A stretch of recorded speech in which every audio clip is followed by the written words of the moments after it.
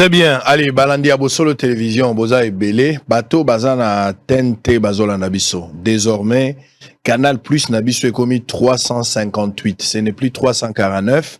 Na Canal Plus to commis na 358. Il y a eu mise à jour et salami, bon, indépendamment de notre volonté. Mais définitivement aujourd'hui, Bolanda Bosolo na 358 notre canal. Et ça connu bateau ba ebité. Yangonde Sengeli Bolanda biso kuna so beti 358. Bozola na biso bomo na biso ba ba ebité panza sango na moto mosusu po bat bazo benga pe bazo luka sango na zomo na temenzoka tozali na TNT. On avait un souci technique na mbola o ebetaki, mais gloire à Dieu, que le nom de l'Éternel soit béni à jamais. Asali biso grâce pour que le loto tala sous TNT. Et puis bandeko oyo basali si biso ba technicien na pesi bango mbote pe na bwakeli bango ba fololo po na bolingo na bango na mosalo yo nzambe apambola bango. Alors la Bosolo Télévision, c'est une grande famille. Toute la famille monene, une génération sans conflit. Oh, toningi motonyo so azala malamu. Lelo natongo tobandaki ndenge na loba ina bino que tokozala na onatra, il fallait na koma na onatra parce que l'habitant toyambi au sase arma o azali moko ya ba syndicat makambo ya lobaki et ko compléter enquête moko biso tobandaka une période. Natindaka Bosolo sur terrain avec Mathieu Mbouyi. Bakendaki côté à Rifla, côté la lolenge transport, il y a un gunduka ya train tambolaka. Tant baké côté la kuna makambo tout le monde a kezaki penza pati. Na eko sala pe to kotisi na ndenge ya kobatama ba caméra na biso ekoti. Ezato lo bakena na ba caméra moza na caméra morote. Koti penza ba caméra ya solo. To tindi drone likolo boyebi solo na matériel. To tindi biloko kuna to eza na kati meza botambola te nga na komi komilo ba ke bateau ya onatra baza mitia mabe ndenge bateau ya onatra bakoki kosala babomba ba train tambola te alors que population akoki ko se servir nango surtout na ba transport ndenge ba embouteillage ezali. Et après vérification na lui kotuna mwa ba information oyo nazwi nazaki toujours na mois d'août na bandi kozela to luka ndenge ni to ko confronter ba information nga nazwaki par rapport ya oyo bango moko bayebi. Messieurs et dames, finalement l'obito yambaki ndeko ça et nous avons décidé aujourd'hui de se rendre sur terrain. Bosolo Télévision arrive à 7h30. Le temps que tous les mécanismes nyon se trouvent déjà 9h mosala e bandi. Toko tibiso wana na kati ya gare centrale. Botala. Sangwa komi toyeko koma na toza na gare fluviale. Toke na gare fluviale. Toke ndekotala nano na gare fluviale ango. Qu'est-ce qui se passe là-bas? Situation ezali nini? Toke kokuta ndenge ndeko Arma Lobaka Mobutu tikelaka bango 37 bateaux. Toke kokuta ta bateau moko ezali te. Onyo sobozo mona wana ekoma bandako ya bateau. Eza ya kokufa bateau bazobota kuna bazolala. Peut-être qu'il y a aussi des criminels ba opéraka bazongi pe place wana koya kovanda yo poko yebate. Et tikali kaka ndenge tikali place wana. Chantier naval les alliés. Oye koki kosala misala wana pona kobongisa yango, mais il fallait bâtir la bango misolo. Ba expliquer biso avec les DG qui est actuellement Lukusa que l'état pesi bango na mbongo ba pesi bango 21 millions ba uti kozwa na fonds propre ya onatra bâtir 2 millions de dollars pour que ba bongisa gare fluviale oyo et comment nous permettre batonyo soit banda koleka pour azwanzela ya mai. Polikandisi na bango na programme urgent o banango eza que ndenge togendaki na Dubai récemment na zo bandela yango nazaki na directeur technique nanga précieux na bandeko mususu to uti na ngambo tozokene na deira mais poto katisa tozaki la possibilité mibale soit ya kozwa mutuka soit possibilité ya kokatisa mai. Possibilité ya kokatisa mai ezaki ka 5 minutes ya pamba ya mutuka ezalaki vraiment contour ya plus de 40 à 50 minutes. Alors ndenge bomoni pour nani gare fluviale ndenge précieux zolakisa na ba image baza ko bongisa yango pour que na mikolo ekoya olie moto akendaka maluku kaka na nzela ya Lumumba okoko ya ofuti mbongo no ya moke soki bakotia 2000 3000 je ne sais pas mais néanmoins kozala transport na montant moko très dérisoire oyo ko permettre moto akoti na kati amati na accueil librement na destination place azali kokende. Transport ya rapidité.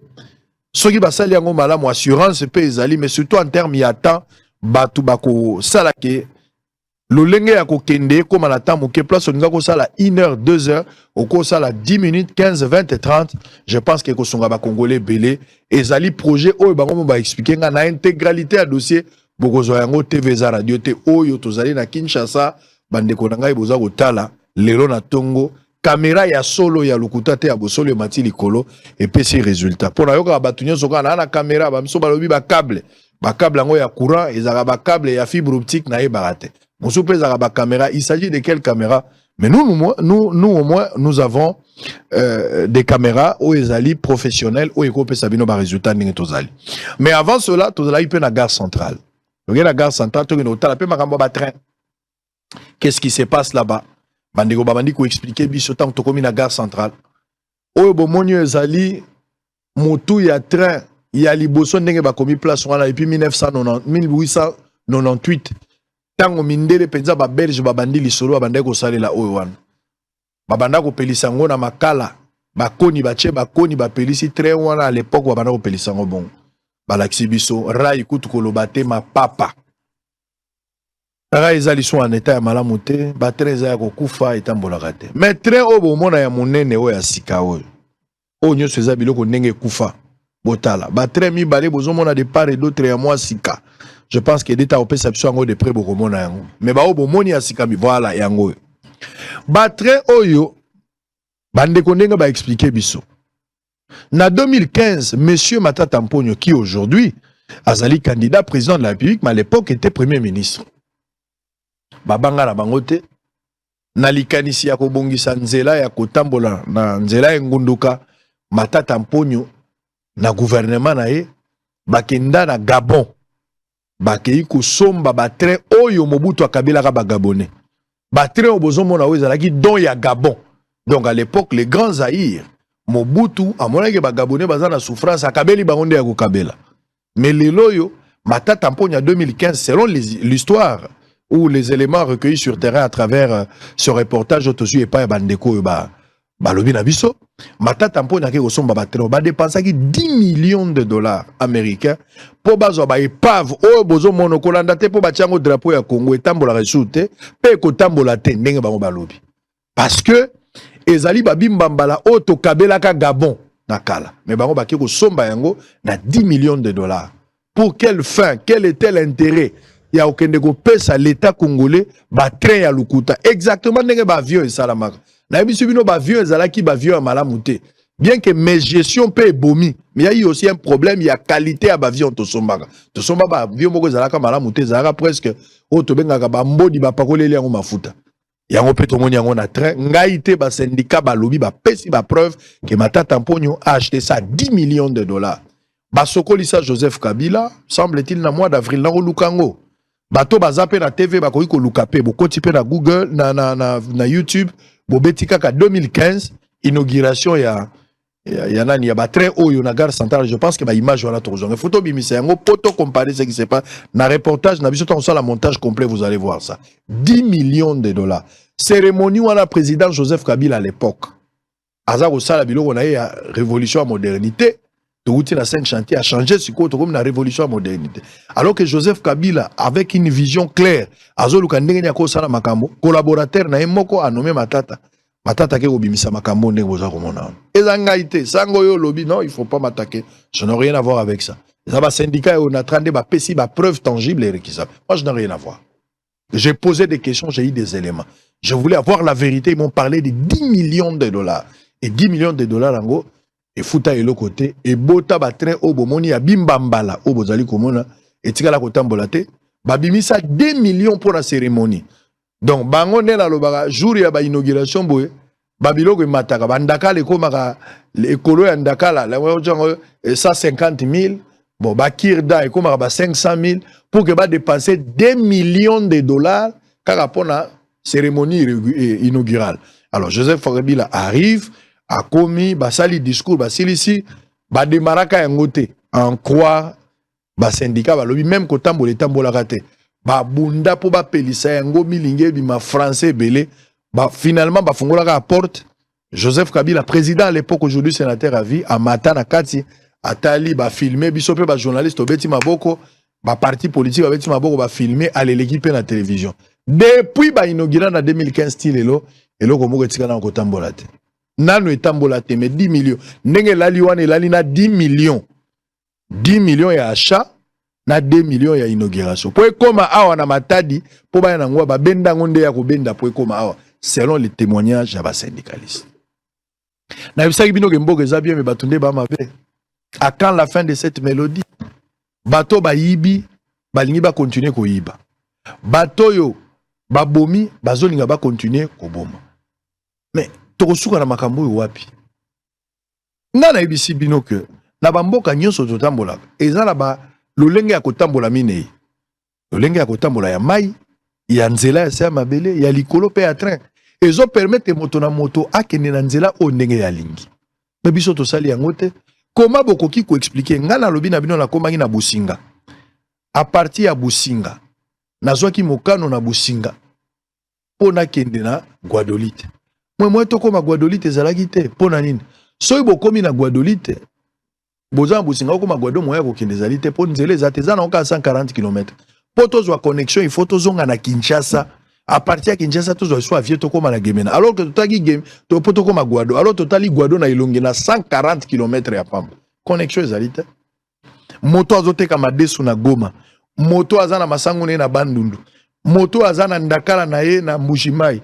Moto azana banzombo na ye na Gemena. Moto azana ba Munganza, azana ba capitaine, azana makaku, azana biloko ne ya koteka. Akolongwa point X na Y ndenge nini. Nzele zate. Nzela ya train ezalite, nzela ya mai ezalite, nzela ya likolo ezalite, po bampepo pe pour le moment ezalite. Congo Airways oyo babetelaki tolo, Congo Airways d'abord razolo bela qualité ya mabe ya bavion, mais gestion pe salami, Congo Airways ekangami ndenge ezali apo. Finalement, totikali ndenge tozali. Kinshasa tokomi 20 millions avec cet exode rural. Déplacement massif de la campagne vers la ville. Bato bazo tonda na Kinshasa, lelo bato bazo tonga tina ba cimetière. Motono salinga zape na mutuka na ye pona moyen de transport. Menzele zaka moko. Totambola ndenge. Il fallait to tonga Kinshasa esika pe to tongi yango te. Banzela pe ndenge bato batongela déjà. Eza pasi po l'état buka bandako ya bato. Eza pasi. Donc Kinshasa lelo ndenge tikali awa normalement il fallait tout ça la ville mosusu ya sika bato ba kene kovanda kuna awe tikala ka historique mais ce n'est pas le cas bato ba ko tikala na bango mais ko créer loko mosusu ba mankana kuna ba mongata to sala Kinshasa mosusu mais to ko sala ngote tilelo to za ko bela ba français bande ko ngai na campagne to ko bimisa biloko nyonso pona ko décourager to bosani ba dossier zali ebele to ko tuna mituna bino bato bokozwa occasion. Nous allons poser des questions. Il faut candidat président à Yatotuna des questions. Et dans le régime actuel, on posera des questions. Comme ça, bon régime alelo. Si le lora n'a eu explication claire pour na chile gelouté, ngai, nazala nous convaincu, je ne suis pas éclairé sur ce point-là. Non, on a eu explication claire, t'es na projet à 100 jours. C'est vrai que Bato Bazala a quitté, mais ma maison préfabriquée Zawapi. Je suis allé à Mbujima, il a coûté maison préfabriquée. Kaka ya mikie wana oto ke naga l'autre fois to monaki balingi ba banami balé moi misato. Mais katara nango. Finalement, Moyibi azalate na projet à 100 jours. Moyibi azalate mbongo yango moke sukola e kanga esui na kingwe pakola mafuta mbongo elata bilamba mbongo elobi naza fatigué je vais revenir plus tard. Mbongo ekenda nango, mbongo ekenda des millions de 57 millions. Bon, on dit qu'on n'a pas volé et que biloko ezala. Je suis tout à fait d'accord. Mais pourquoi il est là, dans 100 jours, nous ne voyons rien. On a acquitté des gens, je suis d'accord. Mais wapi ba maison préfabriquée. Quand est-ce qu'on va inaugurer ça? J'attends. Là, on a un éclairé. Donc il y a des choses où on a vu dans nos lumières, on posera des questions. On retourne à ma question. Ébélé, on voudrait avoir quand même des réponses, des éclaircissements autour de toutes ces questions-là. Tobongisa banzela na biso bato bakena nzela mai bakena nzela mai tala transport na lobai na Dubai na uti olakisango na lobaki ya nazana ngambo tozokati sabomoni moi tout moi biloko yo bozo mona pembeni wana eza nango eloko ya gravité bakamati moi tout moi ba bato ya mikie eza kutu ba bato eza presque lokwa ba boîte kaka ya mikie ya mabaya bachango na moteur moko bazo balolango na maboko eza penza manuel Beaucoup de nakati au foot kaka 500 francs. Non, 1 franc. Et ça 1 franc je pense. Et ça bon wali bende à Soukabo. Il y a Dubaï ya muki. Au foot yango au côté nakati au kati sinangambo. Donc ozo quitter ozo kene. Ozo ça 5 minutes na mai. Sans que foot est grave, mais au commun à destination, au contourner, pe au tikinzela pour les pour batomi tout comme sous balika. C'est comme ça que nous devons faire. C'est vraiment regrettable. Na mona ki en Hollande, c'était pareil. Tous en Amsterdam, aux olongo nangambo po katsakuna, au lieu contourner na mutu comme batwazo matana ba vélo bazo ke nango nangambo. Bon biso to sala makambo ndengeni, po kende maluku, po kende ntselo, kende place nous ne pouvons pas passer par le fleuve. Est-ce que le transport fluvial est pour nous aider aussi? Il y a Kobika parce qu'il y a un embouteillage dans Kinshasa. Et ça passe au Lobana Moutuke. J'arrive au Lobana Moutunegeni. Au Lobana Moutunegeni. Ernyo son embouteillage. Bozoka mesure na ville. Bolobi ke bibembe bando kunda makaka lundi, mardi, mercredi, souka jeudi. Et que vendredi, samedi, za la pamba. Babuka mobe kwana bibembe zo kunda ma samedi, ezo kunda ma vendredi. Balobaki kutu na mesure que et bembeko za suna nda kuté lungwe na morgue que j'ai appris na batwazo benga biso na place musu na kinanga na camp na kambumba na moni ebembe batie na ndako mais alors que zaki ebembe suka na morgue. L'inefficacité tactique du contrôle de l'État. À quand la fin de cette mélodie ba mesure eza forte té ezo za forte pour des individus so bezo partager na bango politique moroté mais pour d'autres personnes on trouve ça normal. Élection zoya zala maele.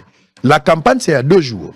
Soki nyonso eza malamu etamboli malamu et que va changer le côté le samedi ou campagne ezobana na bosolo samedi on démarre avec la campagne de retourna mituna ba député balingi bakota bakoya na eloko nini ya sika oyo kosunga mboka oyo bango baki nango te ndenge ni moto azala député 3 mandats ya zaka député pourquoi pe makate ba voterait sur base de quel principe critère nini confiance nini installé asombaka ba morale ya batu conscience ya batu qu'est-ce qui se passe tokoye ba yango kaka pe toko décourager batu ebele tolobaki ba député baza ba lobeli na biso mais bela ba député baza na ba motion alimentaire ebele baza ba coopérant ba o baza na kati ensemble wa lelo ba komi bloqué ba koya pa na biso ba ko sekisaka biso mais za po ba yiba biso ba voix même na candidat président de la République vous devez faire un choix vous êtes libre yo mokondo yebi passe na yo kanisa passe yo monaki ozo mona lelo tala moto alengi kokani penza pona yo popona moto influencé yote. Moi je ne suis pour personne. Oya go gagner élection na. Je ne suis pas là pour dire il faut voter telle personne. Ça ce n'est pas mon problème. Yo mokondo ozalo ko la mwasi ya zemi oyebi passe ya zemi ko lekanga munganga. Passe ozo mona tanga na lobeli mais yo ko yebi passe yango malamu. Yo moko réfléchir, zwa décision na yo à qui est-ce que tu vas confier tes voix. C'est tout. La députation tout comme la présidence, ba voix na yo ko pesa ngo banani. Moi je ne suis pas là. Zala responsable étant yoko appliqué. Okoli mbongo, okosala natanda, soko voter en attendant, tu as encore 5 ans. Yo moko yeba ce qu'ils vont faire. Je pense que vous avez compris l'intégralité à makambo to sala na onatra, bozo yango na pourquoi sauf imprévu avec le montage. Mais pour la makambo pe to sala ki na kanya makasi sekura, o to tambola ki na mbujima ina miba vola e kanya makasi to komagite. Je pense que bolanda. Mais botala pour terminer, ba école oyo ba bâtisseur batongi. Kuluna meaza kutunga. Kuluna abongisi musala, lelo aza bâtisseur, nazo préféré soldat que civil na musala ya l'État. Surtout na musala oyo akopesa ba responsabilité. À tout à l'heure pour terminer.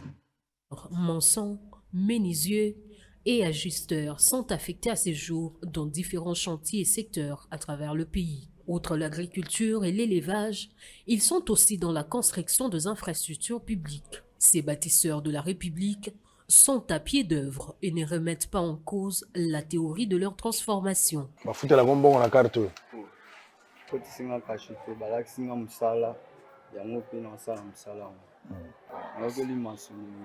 Ah ok, il y a un deux salles.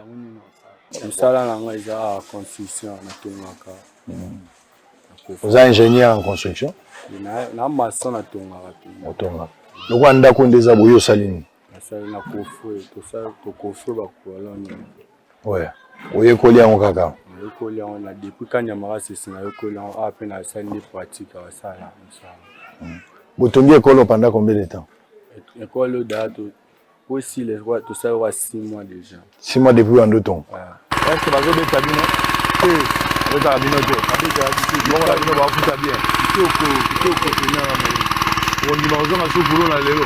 Ah, Pour vous, on est à quoi papa? Si là, les gens n'ont pas papa. Ah, oui, boulot yango mpe nazwa matriki ya okende nakota métier na motu nazalaki bakabondage motu mobe inutile nakomi utile misa leta na misa nzambe nakomi motu monene. En images, deux grandes écoles de 12 salles de classe, y compris les bureaux administratifs et installations sanitaires chacune, qui sont en pleine construction. Deux en Bujimaï, dont celle du quartier Kabouachar, dans la commune de Dibindi, dont les travaux sont à 95%, et l'autre au village Benakaloubi, dans le territoire de Chilenge, dont les travaux débutés en septembre dernier évoluent avec une vitesse de croisière et ont atteint déjà 60%. Au village Katenda, dans le territoire de Miabi, le service national a également construit une autre école moderne de 12 salles de classe avec de bureaux administratifs et installations hygiéniques qui sont déjà opérationnels depuis le début de l'année, facilitant ainsi l'éducation aux enfants du village et ceux de villages voisins. Profitant du passage du journaliste d'investigation et patron du groupe de presse Bossolo TV, dans ce coin du pays, les élèves et quelques enseignants ont évoqué les difficultés auxquelles ils sont confrontés, entre autres la non-mécanisation, le manque de matériel didactique pour les différentes options telles que le laboratoire, pour la coupe et couture, l'électronique, l'agriculture et une salle de machine pour l'informatique. Jusqu'à là, nous avons commencé à prester, mais les ventres sont toujours vides. On ne vous paye pas. Lui-même, on aime 10 francs. Vous n'êtes pas mécanisé. Nous ne sommes pas mécanisés. Vous êtes une nouvelle unité? Oui, oui. On ne vous donne pas de primes, pas de salaire? Pas de primes, pas de salaire. Pour le moment. Oui. Donc vous êtes un bénévole jusqu'à présent? Oui, oui. Mais comment vous faites? Quelle est cette motivation de venir enseigner tous les jours? On ne touchait rien. C'est juste le sacrifice et aussi confiance professionnelle. Vous dormez où? Bon, nous dormons aussi au véranda de nos amis, voire même il y a des cases où nous pouvons profiter s'il n'y a pas de gens. On se loge de... Donc à la Belle Étoile, vous êtes dehors en train de dormir? Oui, nous sommes... Et qui vous nourrit quand vous êtes là? Rien. Depuis même le matin, quand je vous parle ici, vous-même vous voyez que je suis affamé. Ok. Oui. Il y a aussi d'autres difficultés que je peux énumérer du point de vue pédagogique, du point de vue professionnel. Vous n'avez pas de bibliothèque? Nous n'avons pas de bibliothèque. Du point de vue pédagogique, pas de manuels scolaires, pas de programmes nationaux. Nous n'en avons pas. Nous sommes en train de nous débrouiller avec nos propres archives. Nous téléchargeons d'autres juste pour aider les élèves. Mais jusqu'à là, nous n'avons pas de bibliothèque, voire même les manuels scolaires, nous n'en avons pas. Et aussi, sur les plans matériels, voyons que, comme j'avais déjà soulevé, la difficulté des manque de panneaux solaires et aussi les groupes électrogènes, il n'y a pas d'externe. En tant qu'enseignant, comme j'ai la confiance et la conscience professionnelle, je demande seulement aux autorités, la hiérarchie, de nous prendre en charge, nous les enseignants, et nous chercher aussi les laboratoires informatiques pour permettre aux élèves de bien apprendre les projecteurs s'il y a les cours pratiques. Il y a quand école comme ça, nous n'avons pas d'éclairage. Et ce que je demande, c'est seulement ça. Parmi l'option organisée, il y a l'informatique, coupe, couture et autres. Maintenant, nous n'avons pas le matériel à travailler. Sur les coupe couture, nous n'avons pas les machines à travailler. Et sur l'informatique, nous n'avons pas l'ordinateur. Pour la coupe couture, nous n'avons pas les machines. Maintenant, la commerciale et gestion, nous n'avons pas l'ordinateur. Maintenant, pour l'agriculture, il n'y a pas le matériel. C'est pourquoi nous demandons au gouvernement de songer aussi pour nous, parce que nous travaillons bénévolement pour bien dire, nous ne touchons pas depuis 2 mois. C'est 3 mois si c'est sûr. 2 mois, on a commencé le mois de septembre. Depuis 2 mois jusqu'à présent, nous sommes devenus, quand même les pantalons, les souliers que nous avons, ça ne témoigne pas que nous sommes les enseignants de cette école quand même. Nous demandons toujours à l'État de songer pour nous. Voilà la difficulté que nous avons ici. Seulement qu'on ne sommes pas payés. On nous avait amené des fournitures scolaires, à l'exception des manuels scolaires. À cet effet, celui que le peuple congolais appelle affectueusement Papa Sango a encouragé les élèves à plus d'assiduité et de volonté dans leur étude pour qu'ils soient utiles à la société à la fin de leur cursus scolaire. Les amis, encore une fois, bonjour. Ok, moi je suis très content de me retrouver aujourd'hui à Miabi. Nous sommes chez vous à Miabi, nous sommes chez nous à Miabi, parce que c'est la République démocratique du Congo. Je vais vous donner seulement un petit conseil, ne baissez pas le bras, il faut continuer à venir étudier. La vie c'est comme ça, c'est très difficile, mais il n'y a aucun bonheur sans peine. Vous voulez devenir une grande personne dans la société, c'est ça la voie. Il faudra passer par ici, il faut étudier, il faut être formé pour assumer des nobles responsabilités dans les jours à venir et pour assurer aussi votre lendemain. Donc vous êtes obligés de passer par le devant de l'école. Ne fouillez pas l'école, venez à chaque fois, ça va vous aider dans les jours à venir. Si vous n'étudiez pas, vous ne serez pas une grande personne. C'est vrai, on parle de la chance, ça peut arriver par la volonté de Dieu que vous deveniez quelqu'un dans l'avenir. Mais même si vous devenez une grande personne, si vous n'avez pas de base, à un certain moment, ça dérange. Donc, continuez à venir étudier. Lavez-vous le matin. Ne manquez pas l'école, surtout si vous êtes en bonne santé. Encore une autre œuvre manifestement admirable de bâtisseurs de la République qui utilisent non seulement leur main-d'œuvre, mais plusieurs autres matériaux de construction tels que le brick qui sont fabriqués sur place dans le chantier, le planche qui sont produits à Kanyamaka CC, mais aussi les bancs. Mais ma classe peut vous autres Ma classe est ici déjà. Vous avez Baba déjà? Baba est joué. Ah, tu as les gars pour poser la porte et puis installation Baba. Baba est joué. Baba est à pièce. Tu combien de temps monter à mon balamoko? N'est-ce que tu as na boya na katenda. Na katenda tu as déjà Baba monsieur d'ailleurs installé bana ba ofanga d'abord. Baba binomo bazo ça. Bisomoto sala on a carrément na service national. OK. Bisomoto sala on va partir à Kanyamaka c'est toi on a télé à mon nez à menuiserie. On a basal sur la pièce. Tant que a tu vas nous monter. Bon on a preuve na mon na katenda. OK, na katenda. Bon on a preuve. Devenus de technocrates, les ex-Kouloun encadrent même des étudiants stagiaires issus de l'INBTP Mbujimayi. Bonjour, vous vous appelez comment? Petembaka Pena Jonathan. Ok, vous êtes étudiant? Oui, je suis étudiant. De quelle université? De l'IBTP. L'IBTP Mbujimayi. Qu'est-ce que vous faites ici? Nous sommes venus faire les stages. Les stages académiques? Oui, les stages académiques. Vous avez combien de temps que vous allez passer ici? Nous allons passer un mois. Ok, vous faites quoi à l'université?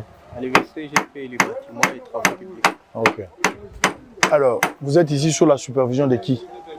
Sous la supervision des ingénieurs ici. Donc vous travaillez avec lui. Vous êtes au nombre de combien, les étudiants? 3. Où sont les autres? Il y a celui-là, l'architecte, et puis celui-ci. Ah, lui aussi, il est stagiaire? Oui. Et puis l'autre là-bas? Ok.